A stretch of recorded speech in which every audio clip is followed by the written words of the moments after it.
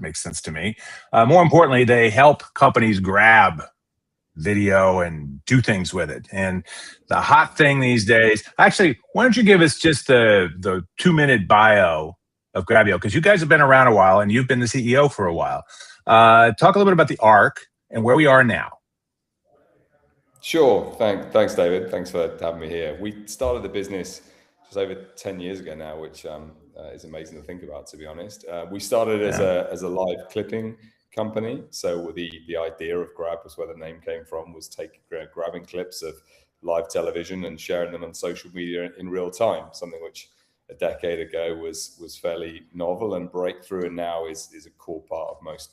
But it was kind of brain melting when you guys first started doing it. It's like, oh my God, they can do it live and throw up the highlights. And particularly for sports, that was crazy, right? Absolutely. Something that was incredibly new. There was concerns around rights, around the risk of cannibalization. People couldn't really get their heads around the thought of putting out free clips of the NFL or the FIFA World Cup or Wimbledon tennis on social media platforms for free in real time. So the technology was really innovative, but also the rights questions were quite important. And actually now, even a few years after that, but certainly now a decade later, it's fairly inconceivable that you wouldn't be able to get access to that content. It's a huge business, right? This is really important because particularly younger audiences, that's how they engage many times. They're not watching the whole 2-hour FIFA match at the EPL or wherever. They're watching the goals and a couple of good tries, that kind of thing. But that connects them to the brand and to the players and everything else. And if you don't have that, you're missing everything, correct? I mean, not everything, but it just leaves you with a much smaller audience, much less engagement and all the rest. So you're kind of vital glue for these sports leagues. Is that a good way to put it? That's right. And I think you need to do both. I don't think we believe that there isn't huge demand from young people to watch live sports. That I actually genuinely think that there is. But what is evidently true is that they spend more time on their phone and smartphones and apps, and particularly social platforms, than they do watching traditional TV and even streaming services. So if you don't have a presence on those platforms and you're not providing the content where they're looking for it, then you're missing out an enormous amount of engagement, particularly with those audiences that are younger. But I think there's a multi-generational need and demand for content to be available now. Particularly in sport, but we see it with news and the entertainment as well. That when something's happened, people expect to be able to see it, and if they can't, they're going to go looking for it. So they want it. They want it as soon as. I mean, the game doesn't need to be over for me to see the highlights. I want to catch up. I come in halfway through. I want to show me the highlights, and that's actually a business on these streaming services, right? You want to do a little catch up on the highlights, and then they go to the live action, right? So you're providing this, and really yours are the clips, both in a more traditional 16:9. But now the big push has been to verticals, and obviously that's mobile friendly. But it really opens things up in a whole new way, correct? That's right. There are actually two sides to our business. The clipping and highlight short form video business that we started with, and about 5 years ago, we moved into live streaming, live production. So doing the things you would traditionally do in an outside broadcast truck or a TV studio, and building that in the cloud. So allowing people to essentially make TV shows or live events in a web browser rather than in a truck or in a studio. Switch the cameras, do the audio mixing, do the commentary graphics, all the things you do in a traditional TV environment. And the latest innovation in that space is around vertical video, as you mentioned. So actually taking a traditional broadcast, so a horizontal stream that you'd see on TV or on a streaming service, and turning it into a vertical stream. So in using AI to track the video, so you can actually watch on your phone or in a social feed in vertical format as it happens. So instead of creating a clip that you look at afterwards on TikTok or on Instagram Reels, you can actually watch a broadcast in vertical format with AI tracking the content, and that's completely new. And you're doing that live pretty much. I mean, there's going to be a little tiny bit of latency there no matter what. Yeah. Obviously, no matter how good your compute is, there's just going to be some speed of light's the speed of light. Einstein told us, and he was pretty smart. But you're doing it in the cloud. That was a big shift. You no longer need 13 trucks at the venue. So now you can come in with a sufficiently adequate computer and connection and do that, mostly up in the cloud. And then you're chopping and doing all this stuff, but then you're outputting it not just in 16 by 9, but 9 by 16, and really unlocking, right, a huge audience that wants to watch it. It's like maybe they're an Uber driver and they want to watch the game in between trips or whatever. Hopefully not during the trips, but in between trips. For instance, they're not at a TV. Somebody can watch it wherever they are.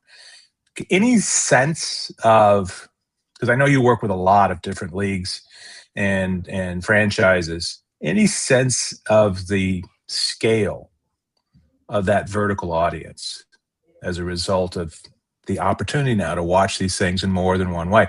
I see a lot of the sports events here with higher numbers than ever.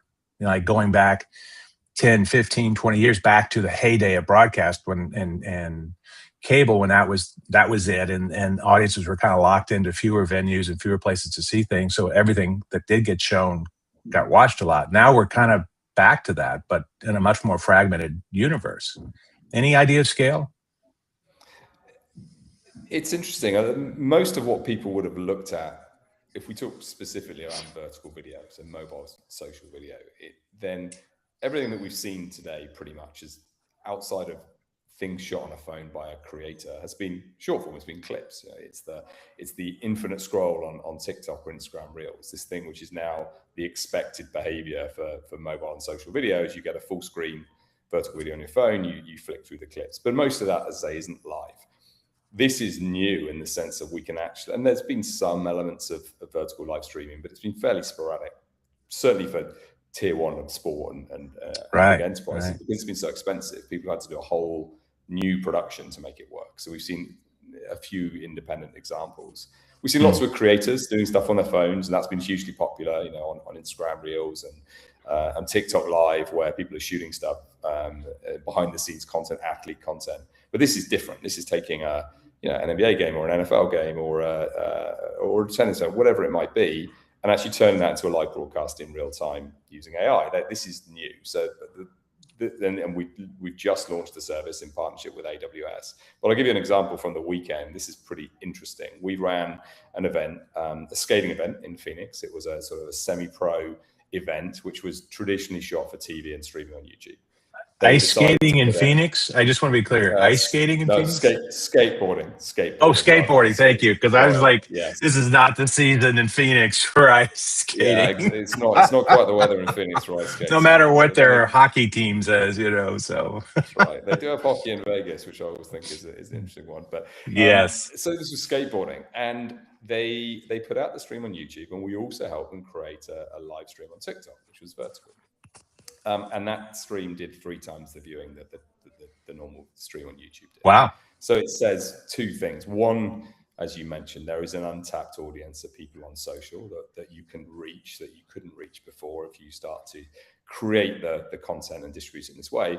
But also that audience may be bigger for certain formats than your traditional audience. And we don't think that's necessarily true for the largest sporting events, but it does show there is an enormous opportunity to take what is a traditional broadcast setup at very low cost in the cloud, turn it into something which is specifically built for a mobile social audience and get them engaged. Now, whether that's for different types of content, or it's pre-game, or it's about an alternative form of a broadcast, or it's working with creators, or it's getting them over to the main event on TV or a streaming service, all of those things are true.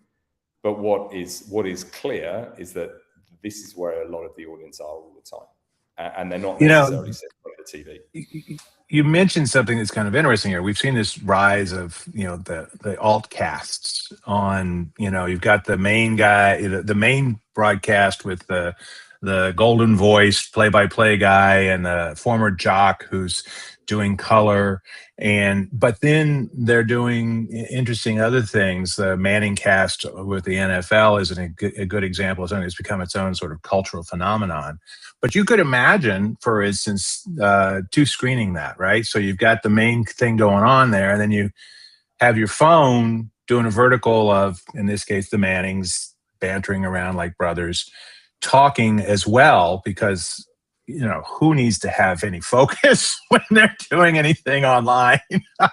Why start now? But I do find that you're right about not just new opportunities, but new kinds of opportunities, not just bigger audiences, but different, like you can mix and match and do some interesting things because it's live. Now, but this thing that you announced with AWS, and it's transition productions and tagboard. And so that's really a whole workflow, right? So that's the thing in Hollywood. You find out it's like somebody's got a cool tool and Hollywood goes, yeah, that's cool, but I've been building this workflow for 20 years. I don't want to screw it up. I want to make it better.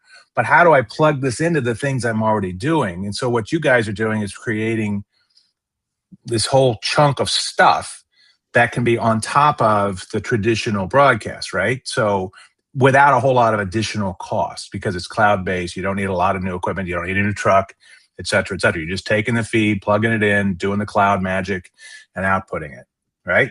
So that's the change. That's exactly so big. Right. I think that and one of the things that people miss when people looked at vertical video, if we take that as the example here, there was this idea, well, I can just take my traditional broadcast and maybe I can run it through an AI tool and I can put it on TikTok and maybe I can even make that work live. But then you've got to think about the consideration of what the viewer experience is. So the obvious one is graphics. You got the scorebug and the name tracks flying in and out of the screen as the vertical crop moves around. That's the reason we work with Tagboard. We can do graphics which are built for a vertical format for 960. Okay. You've got to think about things like the audio mix. Maybe the audio mix should be different because a lot of the people are now almost exclusively listening on a phone. So are you doing a different audio setup for them? You mentioned you might have your headphones, right? But other than that, you're not probably rolling with 7.2 Dolby sound, 7.2.1 like you might have in your home theater setup or whatever, right? I mean, it's like, that's exactly right. Okay, maybe you got Atmos on here, great. But other than that, that's about as good as it's going to get. And if you're going to broadcast it, but it's on TikTok. They're not known for like super high fidelity audio. So you have to even figure out what do you do with that? I mean, because then it's just extra bandwidth that doesn't get heard, right? That's so right. it's and then the creators piece I think you mentioned is the final one. Do you want to create not only a vertical experience which is different, but actually you bring in creators, you change the format, you make the presentation different. We can do split screen, we can do 3 boxes. So you can use Grabyo as a production system.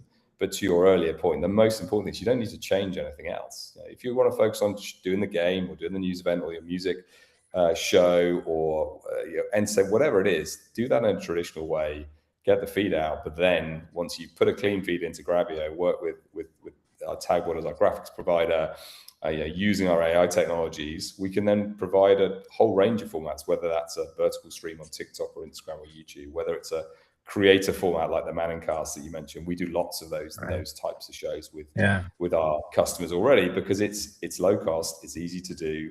You don't need to be sitting in a studio, and you can do lots and lots of different formats. So our view is instead of having a single linear television format of a game or a news broadcast or a show, why don't you have 50 different versions of that, different languages, different presentation formats, different structures, different graphics? That's easy to do in the cloud. And actually some of the new things we're bringing out as we move into into next month, we are focused specifically around that, actually doing different types of shows from a single control room. So actually doing multiple formats of a show in a single control room in the cloud. That's pretty fascinating. I was at IBC last year and lived to tell the tale. I was not actually lost for good in those cavernous, winding, badly signed halls forever, though I was a little worried. But it really was brought home to me talking to like people with the EBU, the European Broadcasting Union, and people with translation services about how challenging it is to do the thing in Europe. Many people speak English, yes, but they also speak something like 25 other languages, and they really tend to like those languages because that's the one they were born into. And so you have to be able to put this stuff out in something like football, as you guys call it, soccer, as we Philistines call it, that take care of all those audiences. But then you're talking about taking creators. I mean, like that whole swath of TikTok and Instagram and all those folks doing stuff, maybe commentary, who've got an audience, who've got an expertise of their own and a take on things, could be enormously attractive. Again, about getting things more sticky. I find that really fascinating. So LingoPal, you did a deal with them that you announced in February for strategic localization. So this is about the languaging, about captioning and subtitling, right? That's right. That's right. We've got a number of AI services we built into the platform for a range of different models for, as you say, regionalization and localization. LingoPal is great for commentary. So you take an English commentary feed and you convert it into a different language, from French or Spanish or German, Japanese. We've built a captioning service. So whenever you go on TikTok or Instagram, YouTube Shorts today, you often see captions on the screen because they know that not everyone is viewing it with sound. You've got your phone out and you don't have the audio on, so you're just scrolling through the content, and therefore you put captions on the screen. We built an AI tool for customers to build that, so they create a clip in Grabyo and they can put those captions onto that using AI in just a few seconds. We've got transcription tools for doing, if you want to do closed captions for broadcasting, you can use AI for that as well. So these are, as well as the vertical video services we just discussed. So our view is there is a whole range of opportunities around AI in production, but they need to be available on a use by use basis. So show by show, right. Things are going to be different. So we're providing this ecosystem of partners that we can integrate our platform, make it really easy for people to use, make it all SaaS. You pay by the hour. You don't have to make big commitments to taking these services on, and then you try out new formats and you see what works. Right. I mean, I actually really like that because you're not making this big upfront commitment in equipment and staff and all that. Can be a much more modest, let's see what this looks like. You can throw something against the wall and see if it sticks, all that kind of stuff. Now, I have heard that you are leaving lovely, never foggy London for the harsh, unremitting sunlight of Las Vegas, except when you go into the convention center and you see no sun for 12 hours. To go to NAB, the National Association of Broadcasters gathering that is coming up in just about, I think, eight or 10 days. Time's are wasted. You got a few announcements coming down the pike. What are you guys going to be talking about at NAB among all the stuff that's NAB? We've already touched on one of the most important developments around vertical video. So the AI service of vertical video for broadcasting, for production, for short form. We're going to show that to customers at the show and show how it works and show some examples of things we've already done in the last few months. And there's some we've got a couple of big things happening that weekend too, with which will be good. So we can talk about those with one of the customers that's going to be running a big event that weekend. The other thing is on the production side, we talked a lot about live production, building a production system in the cloud, which is a tool we currently call Grabyo Producer. We spent the last 12 to 18 months rebuilding the whole back end system of that platform. So we're relaunching the next generation of that service called Grabyo Live, which will launch at NAB, and is an entirely new architecture for the way that we build production services. So we've learned a lot in the last 5 years. Some things have worked really well. Some things have been more difficult to use for customers than they'd like, or harder to integrate. I'd say probably the biggest piece of feedback is that, and you'll know this, that TV production studios and systems are complicated. There's a lot of existing workflows, infrastructure, hardware, people, and our system. And it's only getting worse, it feels like, right? I mean, it's like, oh my God, who knows how to connect this thing to this connector that I've never heard of from 1912 that Edison apparently invented, I mean, it's crazy in some ways. So that's right. And so we realized that much as we'd love everyone to just dump everything and move to the cloud and work out of a browser, it was probably unrealistic. So we've rebuilt the architecture of the platform. It's much open. The APIs are easy to integrate with. It's really composable, and it's easy to create, as we talk about things like Manning cast and templates, thousands of templates for different types of shows. We're going to make it really easy for people just to have the ability to come into Grabyo, go, right, I'm running this type of show in this region for, with this team, and I just turn it on, plug it in, get it running, and it's going to be really simple. So that's part of that is the feedback, but also this idea of how do you do more or less? How do you do four different language versions of a show in a single control room? How do you do vertical video alongside horizontal traditional streaming? How do you integrate this into third-party systems with APIs? All of that's going to get much easier. So we're pretty excited about this new platform. Well, there is nothing sexier than a new backend, at least to the tech guys that are going to be all over NAB. So you know your audience, and this is all about finding new audiences, and I think that's really important. Well, kind of cool. Where might you go next? What can you talk about in terms of the future? Because vertical video, absolutely a big thing. Disney Plus is now doing it. Fox is now doing it, particularly for sports highlights. I think Fox is doing some deals actually with creators specifically, and Disney's more about we're taking slices from our shows to market them more, and viral moments and all that stuff. They're being a little more cautious while still edging into this, but Fox is being pretty aggressive. And sports is really their big deal. So you can imagine they want to triple down on that, not just double down. But where do you see things going? Any big picture visions? Since you've been at this for a while, you've had a chance to really assess the landscape and kind of guide your company forward in a lot of ways. I think that the vision that we started with when we started Grabyo was that the part of the industry in media that hadn't been digitized was the production part. The capture is there's lots of CGI and AI technologies and software improvements around. You still have cameras, but there's a lot of software around the creation, particularly with AI now. A lot of software around and compute around the creation of content. Distribution is all moving to streaming IP. That's pretty clear. That is a trend that is not going away. Everything's going to be some form of IP, if it's not already in some markets. The bit in the middle was very traditional. Lots of hardware, trucks, cabling, servers, physical infrastructure. Our view was that had to change. There was a big chunk of the market that would move to fully distributed cloud platforms and systems like ours. That transition is starting to happen. It's definitely happened for lots of ancillary content. We talk about altcasts, vertical video, these things which sit alongside the traditional production. That's already happening. We see a lot of but mainstream production moving. Tier 2, Tier 3 sports moving their entire production remotely into the cloud.